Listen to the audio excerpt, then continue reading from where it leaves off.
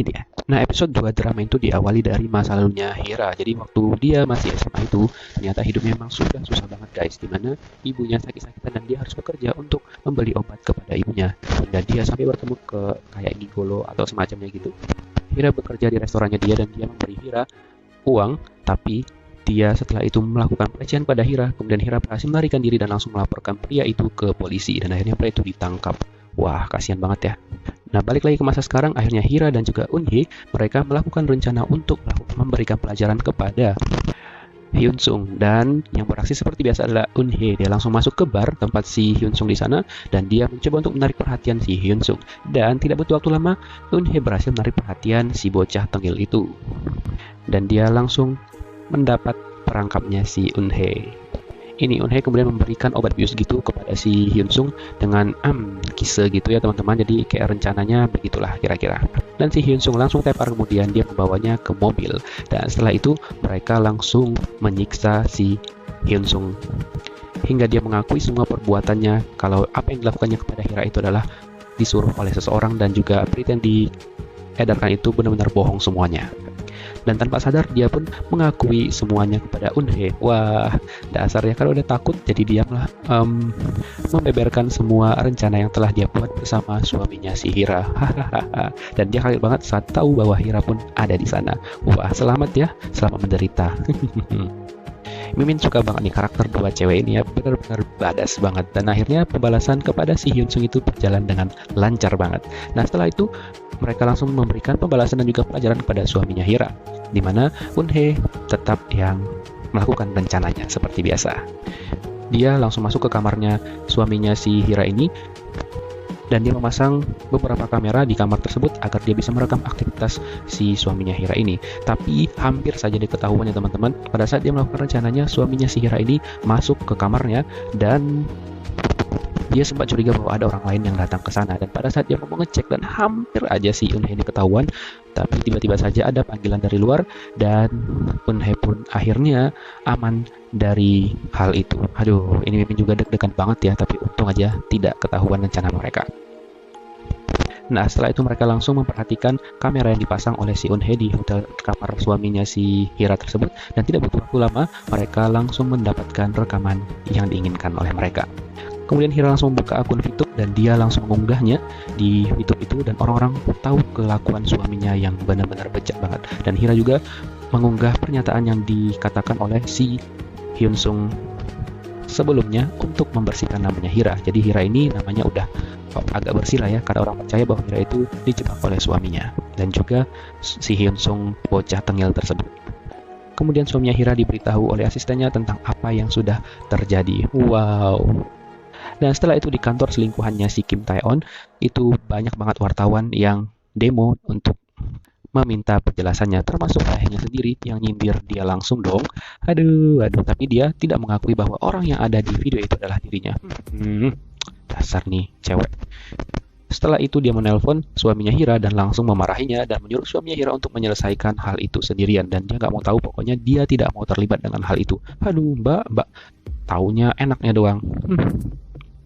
Dan akhirnya suaminya Hira merasakan apa yang Hira rasakan sebelumnya. Dikejar-kejar wartawan, dilempari sama telur. Nah, gimana rasanya? Enak nggak? Makanya jangan pernah lakukan itu ke orang lain, kayaknya kena juga kan. Dan dia meminta asistennya untuk melaporkan Hira ke kantor polisi. Dan juga menyewa pengacara. Nggak gentle banget ya, sikit-sikit lapor polisi. Aduh, udah basi boy. Aduh. Nah, di episode ini juga diceritakan ternyata Hira ini dan juga suaminya memiliki seorang anak gitu, dan suaminya itu emang sering nyiksa mereka sebelumnya ya. Aduh, memang dasar udah jahat bener dah nih laki ya. Aduh, nggak ngerti lagi. Nah, kemudian akhirnya si Hira bertemulah dengan Min Jun, seorang pengacara yang Mimin bicarakan di episode 1 sebelumnya ya. Nah, jadi mereka bertemu ketika Min Jun ini mau minum kopi gitu teman-teman. Karena dia nggak punya uang kecil, akhirnya si Hira memberikan uang itu kepadanya. Nah, setelah itu pas Hira mau pergi dan pulang ke rumahnya, tiba-tiba saja polisi mendatanginya karena suaminya telah melaporkannya ke polisi, dan Hira harus menjelaskan semuanya di kantor polisi. Dan di sana pun sudah ada pengacara suaminya. Dan ketika Hira menjelaskan, dan dia pun dipojokkan oleh pengacara suaminya, tapi tiba-tiba saja si Min Jun datang dan mengaku bahwa dia adalah pengacaranya Kang Hira. Wah, Hira terheran-heran banget ya, padahal dia tidak ada minta gitu.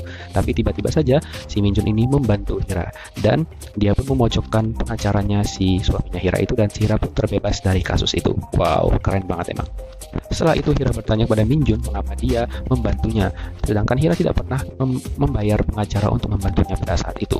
Tapi si Minjun ini mengatakan itu adalah rasa terima kasihnya ketika Hira sudah membantunya sebelumnya. Boleh juga. Nah, setelah itu dia mengantar Hira ke rumahnya Eunhye, dan ternyata kantornya si Minjun ini di sana. Jadi dia meminta Hira untuk mampir sebentar, dan dia menawarkan pekerjaan kepada Hira untuk membantunya menyelesaikan kasus kliennya untuk membalas dendam gitu teman-teman, karena Hira ini kan memiliki saluran YouTube yang bernama balas dendam gitu. Tapi si Hira ini tidak langsung menyetujui apa yang diminta oleh si Minjun, dan dia langsung meminta pendapat Eunhye, dan Eunhye pun sebenarnya kurang setuju jika Hira mengambil pekerjaan tersebut karena cukup membahayakan dirinya sendiri. Ya juga sih, benar.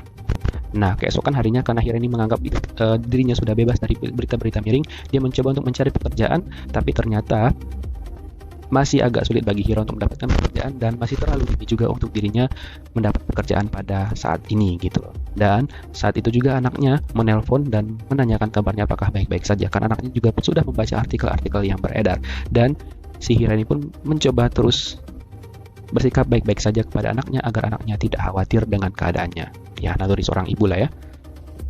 Nah, setelah itu si Minjun masih membujuk Hira untuk membantunya menyelesaikan kasus kliennya melalui saluran YouTube milik Hira. Tapi Hira pun tidak langsung menerima tawaran itu, dan dia meminta untuk memikirkan kembali tawarannya si Minjun ini.